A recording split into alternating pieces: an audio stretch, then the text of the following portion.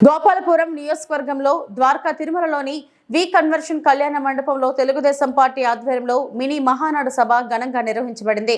కార్యక్రమం ప్రారంభంగా స్వర్గీయ ఎన్టీ రామారావు విగ్రహానికి పూలమాల వేసి జ్యోతి ప్రజ్వలన చేసిన ఎమ్మెల్యే మద్దిపాటి. ఈ సందర్భంగా ఆయన మాట్లాడుతూ కూటమి ప్రభుత్వం అధికారంలోకి వచ్చిన తర్వాత నియోజకవర్గాల్లో పలు అభివృద్ధి కార్యక్రమాలు చేపట్టినట్లు తెలిపారు. నియోజకవర్గంలోని ప్రతి గ్రామంలో కార్యకర్తల సమస్యలను గుర్తించి పరిష్కరించే దిశగా చర్యలు తీసుకుంటున్నట్లు స్పష్టం చేశారు. ప్రతి ఒక్క కార్యకర్తకు తెలుగుదేశం పార్టీ అండగా నిలుస్తుందని పేర్కొన్నారు.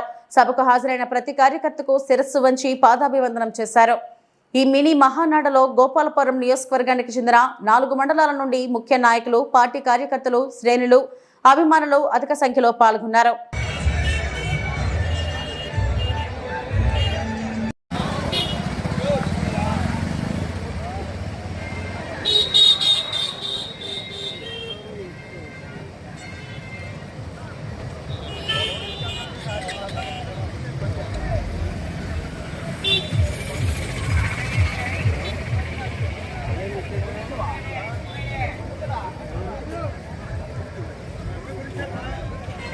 మాట్లాడాల్సిన కోరుతున్నాను. ఎందుకంటే ప్రతి ఒక్కరు కూడా పార్టీ గురించి నేను మాట్లాడాలని ఆసక్తులు అందరూ ఉన్నారు కాబట్టి సమయభావం పాటించి ప్రతి ఒక్కరు కూడా 2 నిమిషాలు సమయం తీసుకోవాలని కోరుకుంటూ ఇప్పుడు యువ నాయకులకి, కార్యకర్తలకి, మీడియా మిత్రులకి అందరికీ కూడా పేరు పేరున హృదయపూర్వక నమస్కారాలు. ముందుగా ఒక్కసారి అందరూ పిడికిలు బిగించి వేదిక మీద ఉన్న అతిరథ మహారాజులందరికీ నిండు వందనాలు, పాదాభివందనాలు. కార్యకర్తలకి పాదాభివందనాలు తెలియజేసుకుంటూ ఈరోజు అనేక మహానాన్ని చూసింది తెలుగుదేశం పార్టీ. 43 ఏళ్ల సుదీర్ఘ ప్రయాణం.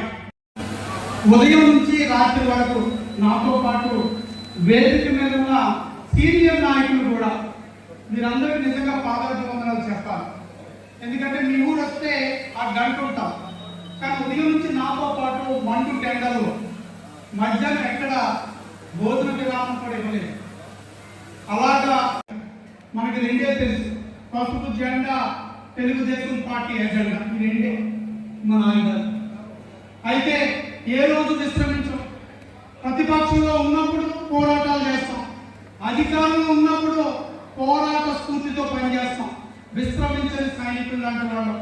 అయితే అక్కడక్కడ కాబట్టి నాకేమనిపిస్తుందంటే, పసుపు సైనికుడు అనేవాడు ఈ 43 ఏళ్ల పాటు తను కోల్పోయిందే తప్ప సంపాదించింది ఏది ఉండదు. ఏ పసుపు సైనికుడు ఈ రోజునేమో ఆర్థికంగా బాగా లాభపడిపోయాడనే సందర్భం ఉంది. మరి అది ఎలా సాధ్యమవుతుంది? 43 ఏళ్ళగా నాకు నా కుటుంబమే నేపథ్యంలో గుర్తుకొస్తుంది. మా తండ్రి గారు మద్దిపాటి యోహాన్ గారు, ఆయన ఇప్పుడు లేదు. కానీ 1982 తెలుగుదేశం పార్టీ స్థాపించినప్పుడు ఆయన జెండా మోశారు. నేను అనుకునేవాడిని, ఈయనేంటి మా కుటుంబాన్ని వదిలేసి మా యోగక్షేమాలు పట్టించుకోకుండా తెలుగుదేశం పార్టీ అని సైకిల్ వేసుకుని ఊరు వాడ తిరుగుతుంటారు, కుటుంబాన్ని వదిలేశారు కదా అనుకున్నాం. కానీ ఆయన ఒక వ్యవస్థ కోసం పనిచేశారు, ఒక తెలుగుదేశం పార్టీ కోసం పనిచేశారు. ఆ జెండా మోస్తే సాంఘిక సంక్షేమ గురుకుల పాఠశాల అది తెలుగుదేశం పార్టీ అధినేత శ్రీ నారా చంద్రబాబు నాయుడు గారు తీసుకొచ్చిన సాంకేతిక సమాచార విప్లవంలో వచ్చిన అవకాశాలే దానికి నిండుదారణ. సామాజికంగా మాట్లాడదాం.